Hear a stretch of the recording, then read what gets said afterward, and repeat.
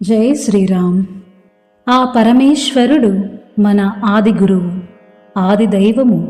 ఆయనే దక్షిణామూర్తి గురు రూపము. అలాగే రుద్రరూపం కూడా ఆ పరమేశ్వరుడే. ఎవరైనా సరే ఆ సర్వేశ్వరుడే తమ గురువని నమ్మి, ఆ స్వామియే మనల్ని నడిపిస్తున్నాడనే భావనతో మన సంకల్పం స్వామివారికి చెప్పుకుని ఈ రుద్రగాయత్రి మంత్ర జపం మొదలు పెట్టవచ్చును. ఈ జపం చాలా శక్తివంతమైనది. ఇది మానసిక స్థితిని మారుస్తుంది. జీవితంలో ప్రశాంతతను ఇవ్వగలిగే అతి ముఖ్యమైన సాధన ఈ జపము. మంచి జ్ఞానాన్ని అందించడమే కాకుండా జీవితంలో సానుకూల పరిస్థితులను కలిగిస్తుంది. అన్ని గ్రహదోషాలను తొలగిస్తుంది. రుద్రగాయత్రి మంత్రం జపించేవారి హృదయంలో ఉత్సాహం, ఆనందం ఎల్లప్పుడూ నిండుగా ఉంటాయి. ఎటువంటి వ్యాధులు రాకుండా మనలను రక్షిస్తుంది. మరణ భయాన్ని కూడా తొలగిస్తుంది. అందుకే ఈ మంత్రాన్ని రక్షా కవచ మంత్రం అని కూడా అంటారు. ఎటువంటి ప్రమాదాల నుంచైనా, శత్రువుల నుంచైనా కాపాడే మంత్రం ఇది.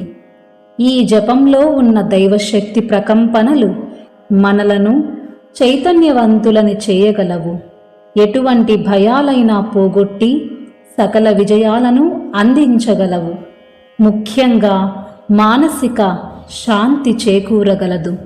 అన్ని దుఃఖాలు తొలగిపోయి జీవితం ఆనందకరంగా మారగలదు. శరీరము, మనస్సు, ఆత్మ శక్తివంతంగా మారి భౌతిక శ్రేయస్సు, ఆధ్యాత్మిక శ్రేయస్సుని పొందగలరు.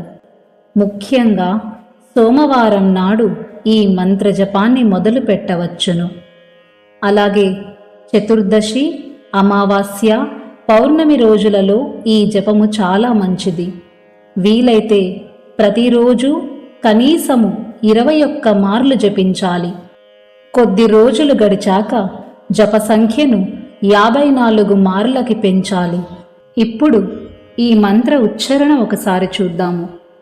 ఓం తత్పురుషాయ విద్మహే మహాదేవాయ ధీమహి తన్నో రుద్రః ప్రచోదయాత్.